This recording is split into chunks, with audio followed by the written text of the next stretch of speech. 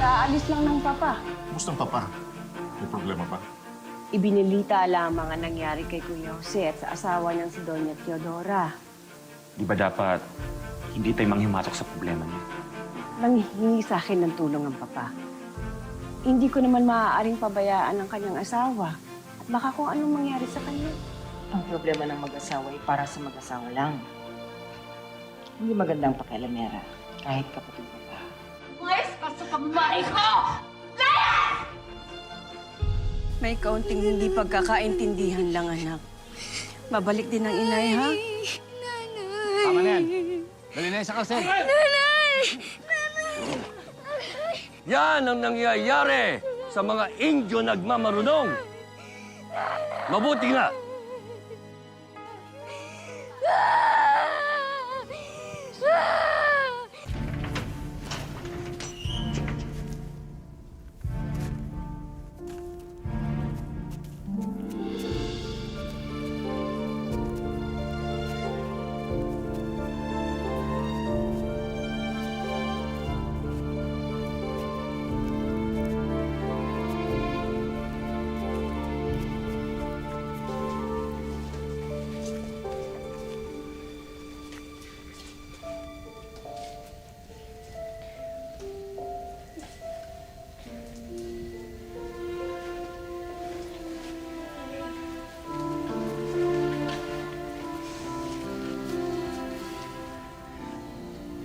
Paratang Teodora na pinagtangkaan ko raw siyang lasunin.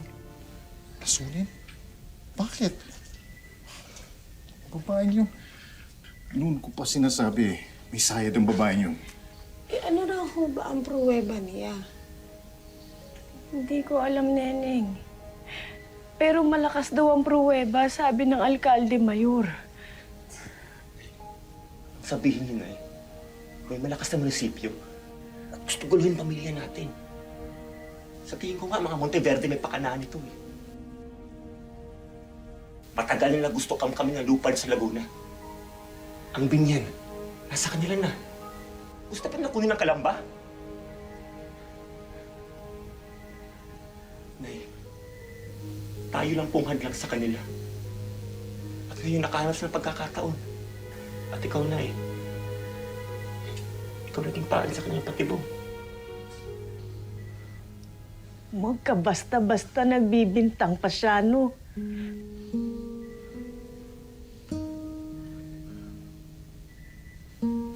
Huwag mag-alala. Kakahanap tayo ng magaling na upukado. Palalampasan natin to.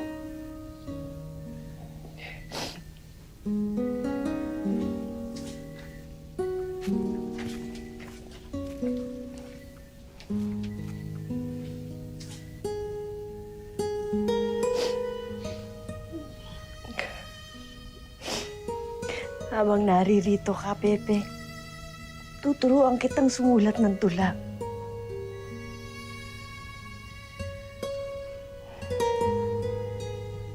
Salamat po.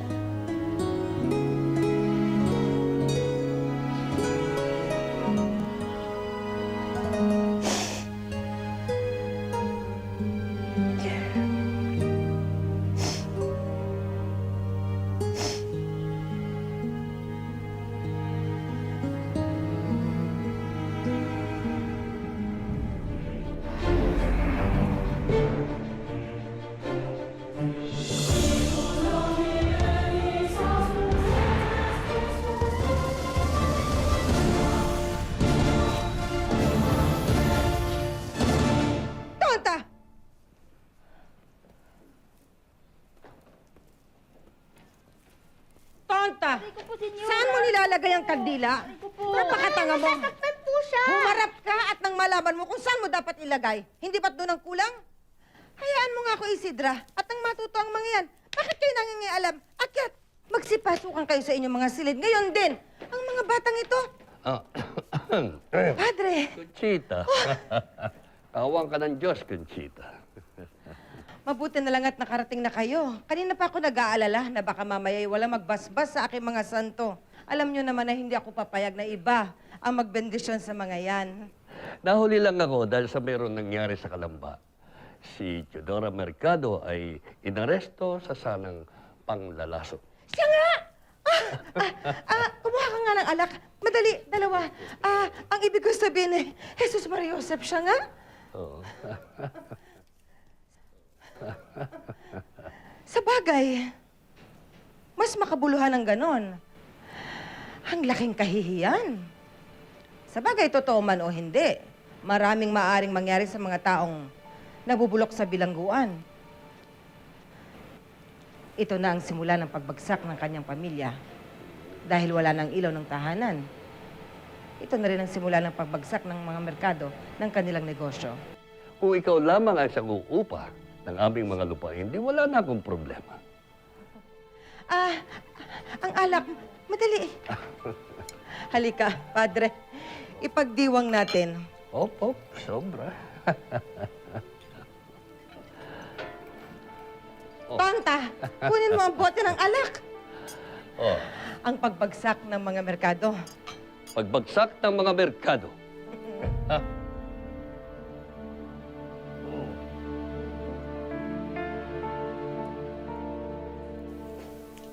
Ginoong taga-usik, ituloy po niyo ang inyong pagtatanong. Sabihin niyo uli sa hukumang ito, Doña Teodora, kung anong reklamo niyo sa nasasakdal.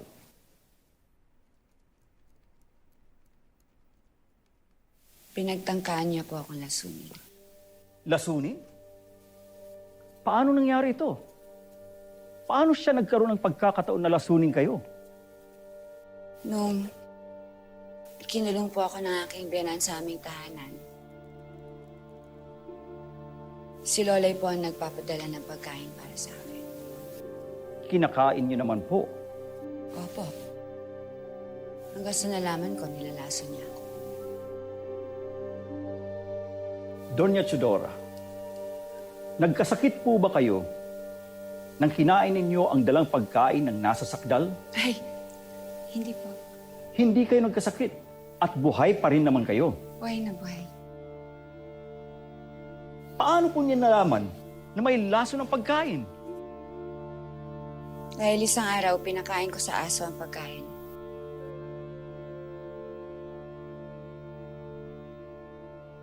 At Namatay ang aso.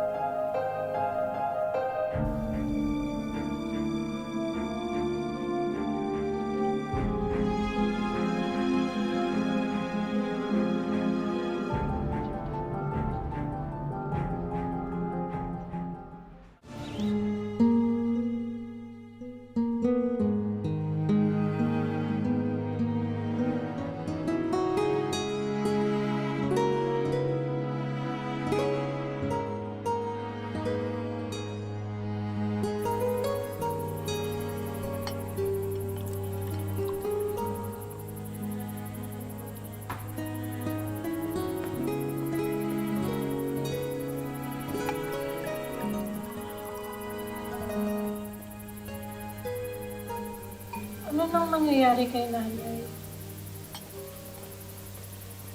Kailan siya makaka-uwi? Uuwi siya agad. Kailangan lang natin patunayan na hindi totoong paratang sa kanya. Kung hindi totoo, bakit siya inaresto ng Guardia Civil? Samahan natin siya sa kulungan. Hindi siya dapat nag-iisa doon. Oo, samahan natin siya. Doon na rin tayo matulog.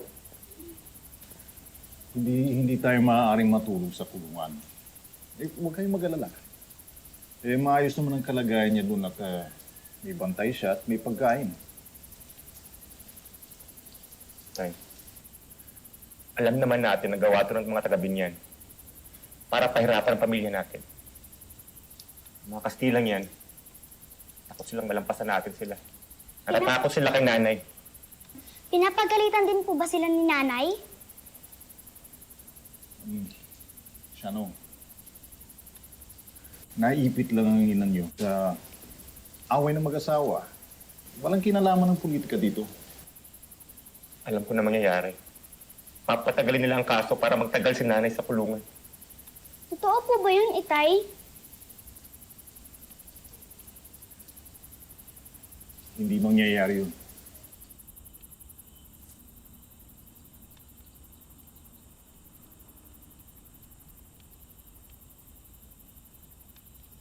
Base sa pag-aaral na ginawa ng hukumang ito, ang nasasakdal si Doña Teodora Mercado E. Alonso. Ang nasasakdal ay hinahatulan ng 2 taong pagkabilanggo sa bilangguan sa Santa Cruz, Laguna.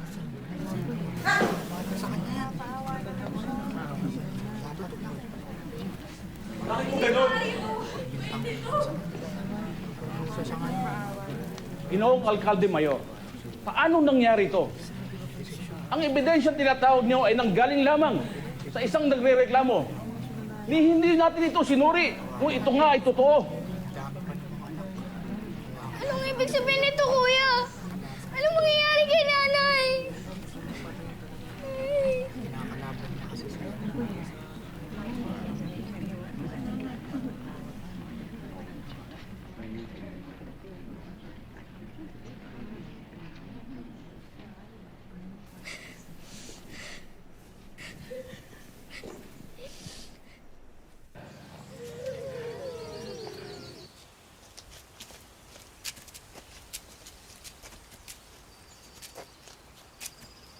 Tama na sa kanya. Sa kanya. Ay, kinakalabang kasi sa akin. Ay, hindi mo paglakari mo. Bakit siya kailangan maglatad hanggang Santa Cruz? Ilang araw kasing lasunin ang hipag niya. Ayan, bagay na sa kanya yan. Kilala ko ang Doña Lolay. Mabait na tao siya sa bayan ng Kalamba. At hindi niya magagawa ang mga binibintang sa kanya. Hinatulan siya ng korte. Malamang, totoo ang mga kwento.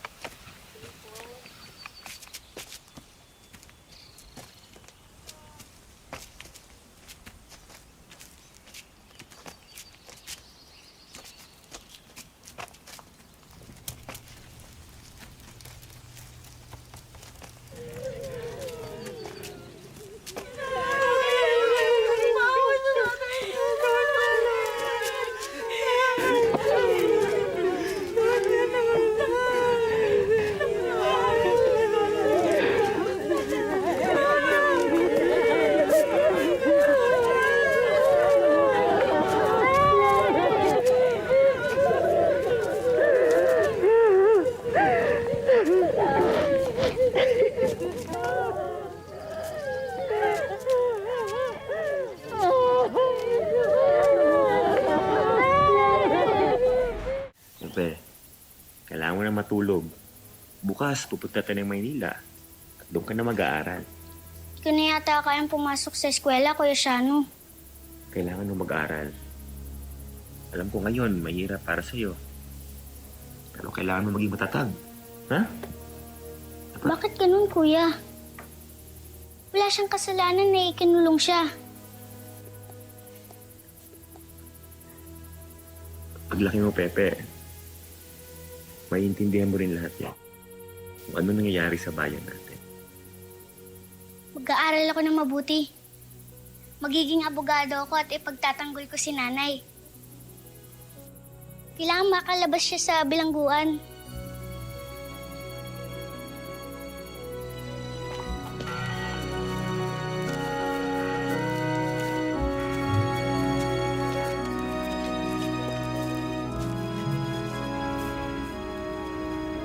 Anong lugar ito, Kuya?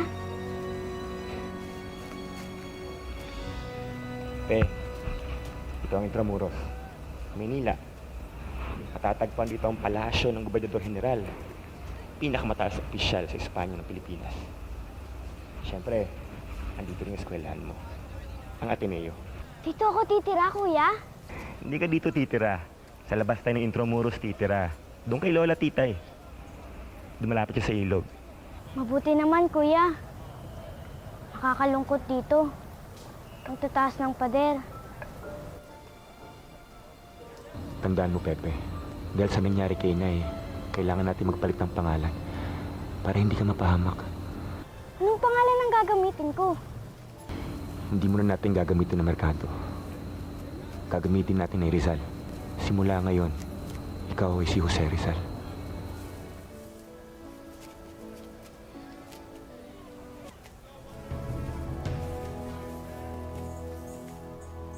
Coliseum ad velvas Vugiste Brutas at que hominis resistum cormium igilik in sarcophago cum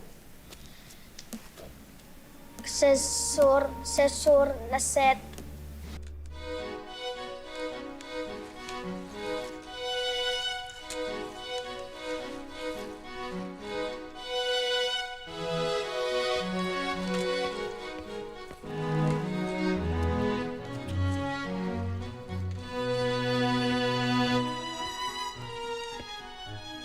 Ven acá, señor Rizal.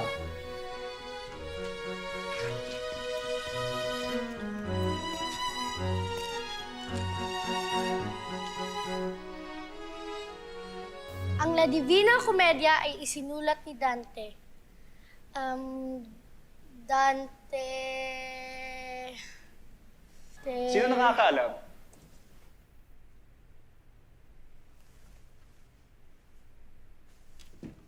Ang La Divina Commedia na isinulat ni Dante Alighieri mula 1308 hanggang sa kanyang kamatayan noong 1321, ang pangunahing epiko ng literaturang Italyano. Muy bien, señoritong Rizal.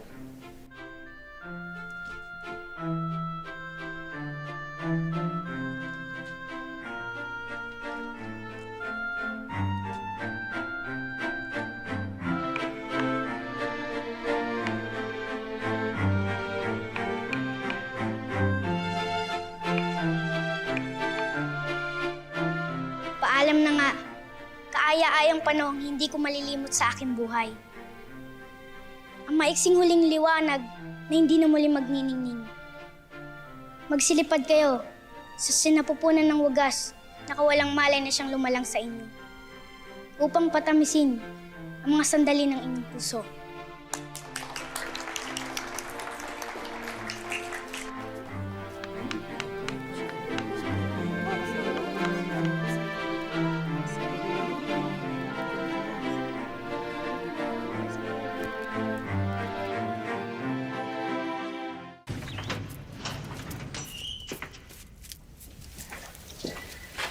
Walay.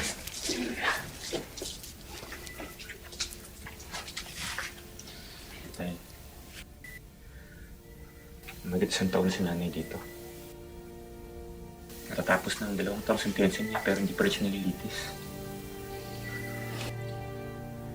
Sinisikap kong iakyat uli sa Orela Audiencia para muling dinggin. Hindi pa ito sinasagot ng West. Bakit ayaw pa nilang palabasin dito si Inay?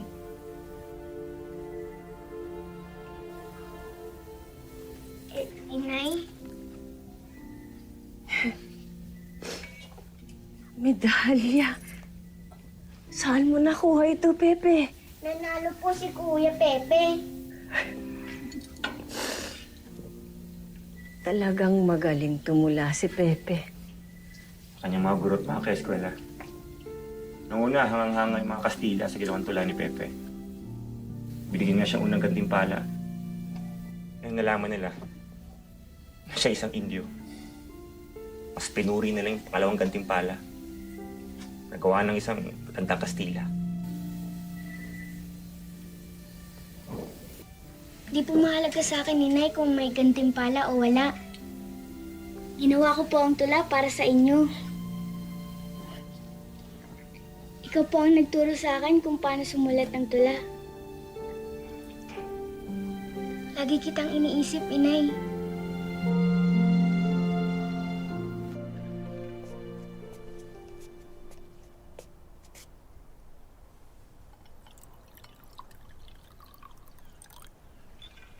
Benchito, kaklase mo palang taga-Kalamba.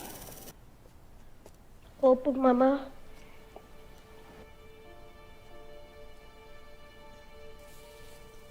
Pinilihin mo sa amin eh. Hindi naman, Mama. Hindi ko lang naisip na mahalagang malaman niyo. Nagugustuhan siya ng inyong mga guro. Nanalo siya sa patimpalak sa pagtula at nangungunan siya sa klase. Hindi man siya magaling kumanta. Magaling naman siya magsulat. Magtigil ka, Isidra. Hindi hamak namang mas magaling ang Kuya Benchito mo. Papayag ka ba? Na mahigitan ka ni Pepe? Gawin mo ang lahat ng magagawa mo para matalo mo siya. Isa kang insulares. Hindi ka dapat nahihigatan ng isa lamang hamak na indio.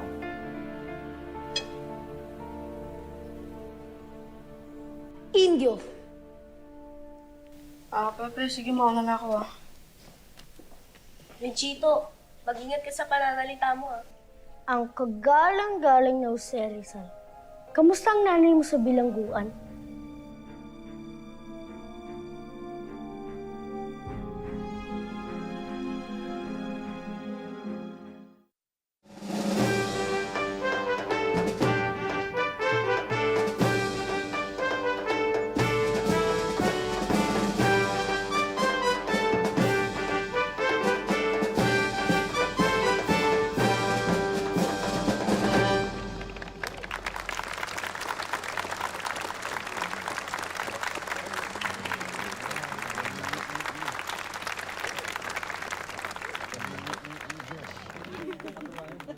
Handa ka na ba, anak? Opo, tatay. Nag-ensayo na po kaming mabutika kasama si Ate Panggoy.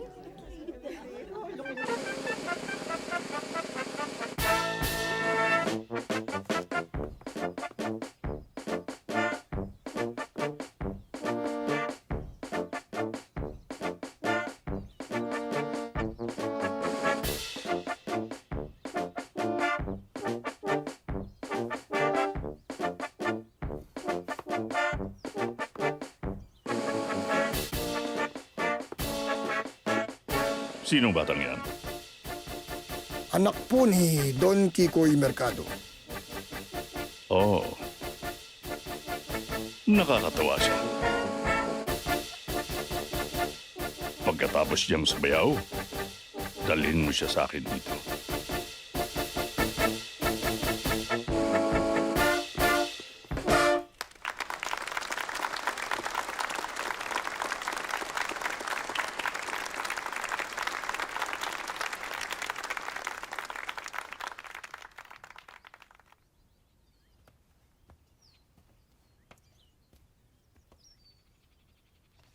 Ikaw nga ba si Josefa? Opo, senyor. Ang galing mong sumayaw. Alam mo, ako ang pinakamakapangyarihang tao dito sa Pilipinas. Kayo po? Oo, kaya anong man ang hilingin mo, ibibigay ko sa'yo. Kahit ano. Kahit ano po? Oo, dahil ang galing mong sumayaw.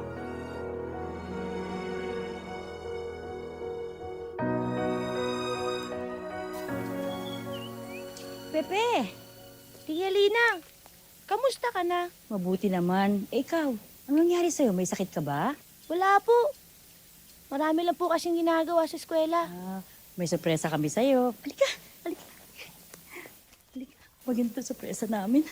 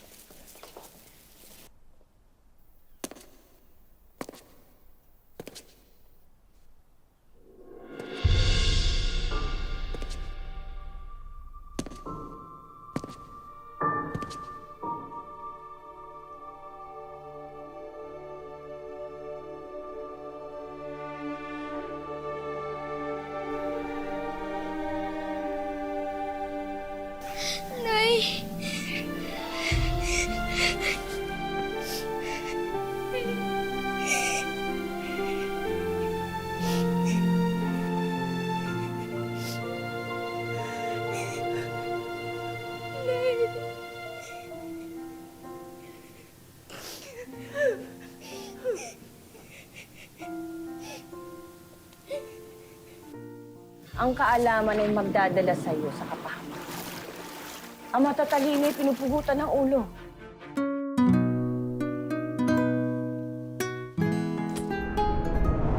Letra sa papel na isinulat, aking mga saloob na pinukuhan habang bumulusong sa kumunoy at maiahon ng bayan nag-arang sa